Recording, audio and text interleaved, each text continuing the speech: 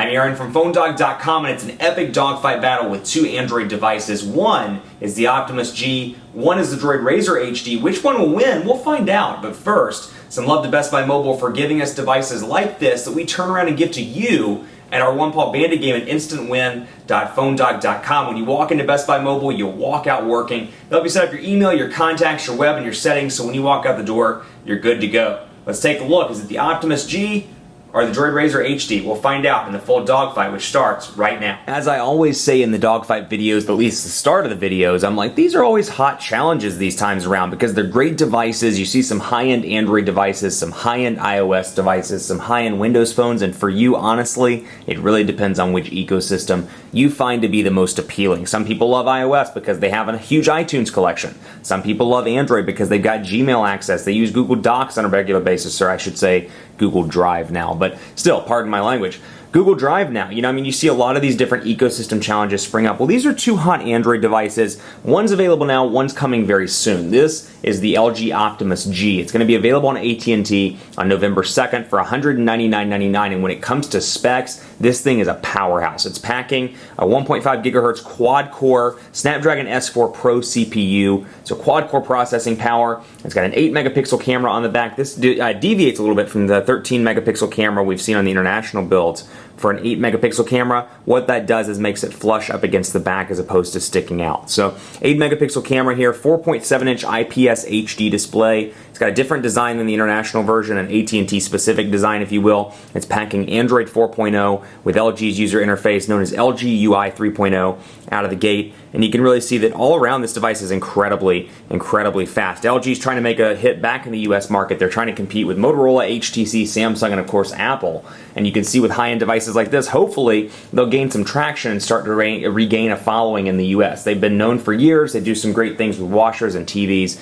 Now they're trying to regain some territory in the smartphone world. Then you see one of Google's product challenges here, at least one of the companies Google owns, Motorola, the DROID RAZR HD. It's a new device available at Verizon for $199.99, and it joins a family of DROID RAZR devices. The DROID RAZR M is $100, the DROID RAZR HD is $200, the DROID RAZR Max HD is $300. Specs-wise, you're looking at a 1.5 gigahertz dual-core Snapdragon S4 CPU here, a 4.7-inch HD display with pen tile, an 8 megapixel camera on the back with 1080p HD video recording, and Android 4.0 with Motorola's custom user interface, which honestly is looking more and more like stock Google as the days go on. Now, where this one's a little bit different from the original version, you're like, you know what, I have a RAZR. Why would I go with this one? Well, the difference is a couple of things. One, the design is much more industrial. You can see it's much more of a boxy design, minus the dent that I put in this device when I dropped it on day one. My apologies, Motorola, for that.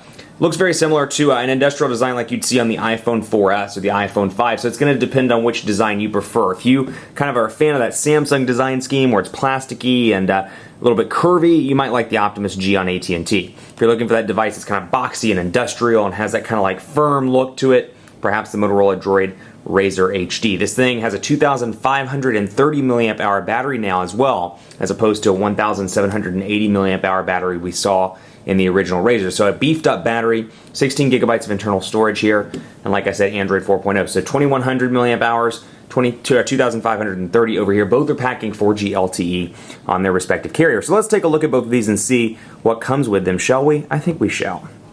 Out of the gate here, apps, let's go look. And we'll do this side by side in comparison. I don't know why this is still dim. Let's take a look here at what happened. Brightness is 100%. There we go. Well, let's try it again here. Apps, out of the gate, Amazon Kindle, AT&T Code Scanner, AT&T Family Map, Locker, Navigator, ready to go, Smart Wi-Fi. A lot of AT&T stuff out of the gate here. Device Help. Scrolling over, you can see Live TV, My AT&T, and then YP Mobile as well.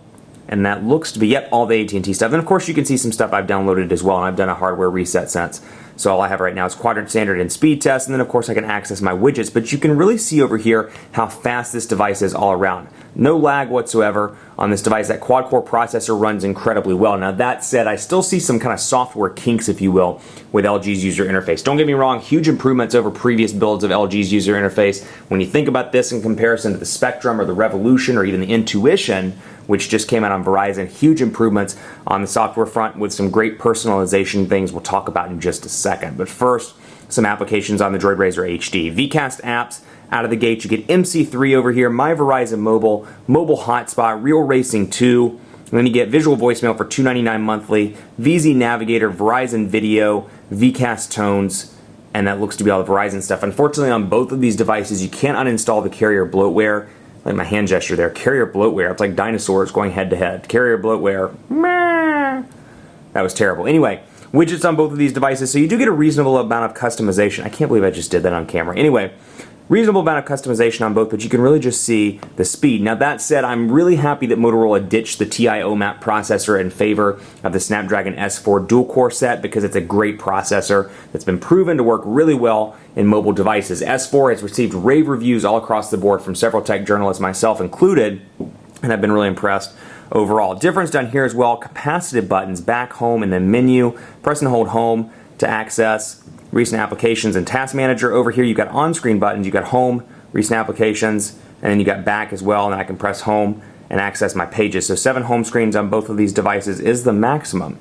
Though I will say you can't customize which home screen you want on this one. It's always the one to the furthest, or the furthest rather to the left near the quick settings, which you do have access to over here. Notification bars. I love LG's notification bar here for a couple of reasons. One, big fan of these shortcuts, having worked with these on some older LG devices and some Samsung devices. And if you remember back in the day, HTC had the tab down here where you could access some quick settings as well. But let's say, you know what, I'm in here, I'm like, I use GPS on a regular basis. We're going to bring that up to the top as well as Bluetooth.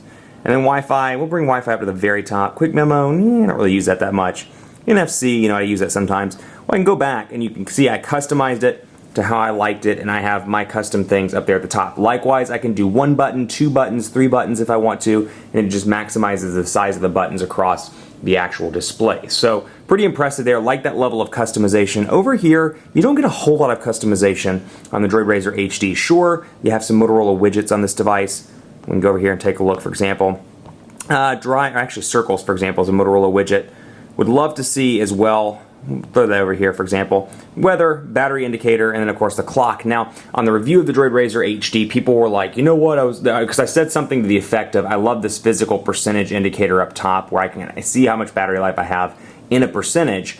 Not saying this one didn't have that, but it's in a widget. I'm looking for something actually system-based like this. I love when there's a percentage up there that's dropping pretty quickly, but a percentage up there where I can see at all times what my battery life is, as opposed to this where I'm in between different screens. Still can't see anything up here other than 4G LTE and kind of an arbitrary battery meter. Kind of frustrating there. That's what I meant in the review. So to clarify, if you watch that and you're like, this guy's an idiot, there's a circles widget.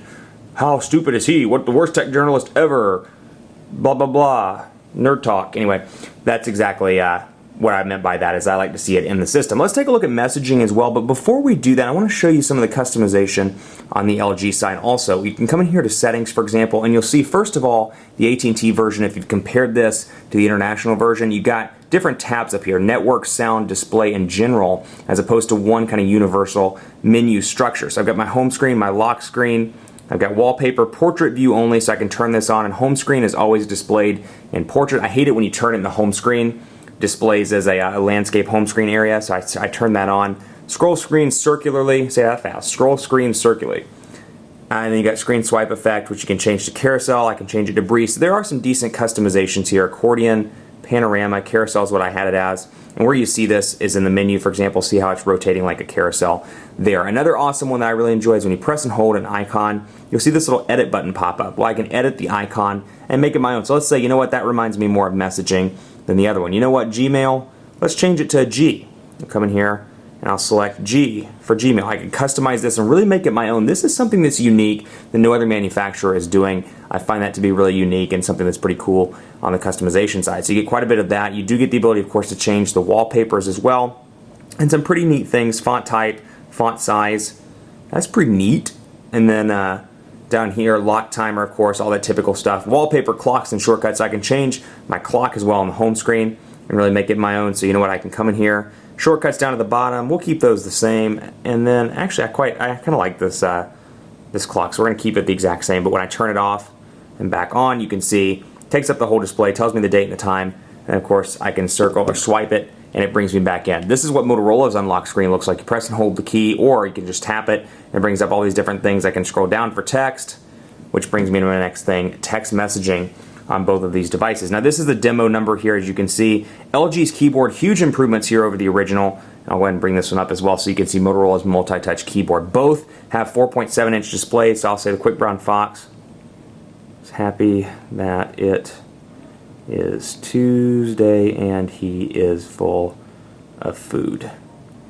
Quick Brown Fox is happy that it is Tuesday and he is full of food. Very easy to type on. Little to no lag. Again, keep in mind quad-core processing power over here makes this device exceptionally fast all around. No lag whatsoever, and you get a couple of different keyboards out of the gate. You do get the stock Android keyboard, Google Voice typing, of course, and LG's keyboard, which I've been the first to bash LG's keyboard in the past. It's not the best in the world by any means, but I've been really impressed to date with the LG keyboard over here. Very impressed all around, and of course you can do some neat things like I've talked about in other like Samsung devices, for example, where you can come in here to settings, you can change the conversation skin. I love these customization options, so I can come in here, change the background to this kind of raindrop look and feel, change my notifications, and I can come back into Stephen Williams and you can see the background looks a little bit different. Over here you don't get that level of customization, unfortunately, but you know what? We're going to turn on Alexa Stevenson here, or switch over to Alexa Stevenson, and we'll say the Quick Brown Fox.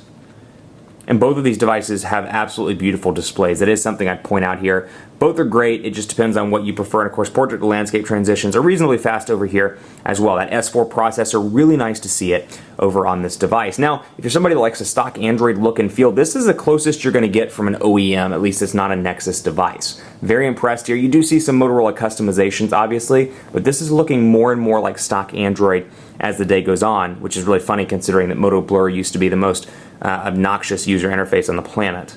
So Quick Brown Fox is ready to go and eat, for example. Quick Brown Fox is ready to go and eat. He was full over here. He's ready to go eat over here. So you can see typical Motorola look and feel, but again, there's something like this. If you're used to the RAZR, you're used to the RAZR Max, you're used to the Atrix HD, you're going to notice a lot of similarities here. So I think for some people that are migrating up from one Motorola, maybe moving from an older Motorola to this, you're going to be like, you know what, there's not a whole lot of difference other than some minor design stuff. It's looking kind of similar to the old Motorola I had. So if you're looking for a change, it might be a device like that. If you're really happy with Motorola, and granted, they do exceptional jobs in the radio department. The keyboard's great. Love the fact that they've added a bigger screen and a bigger battery.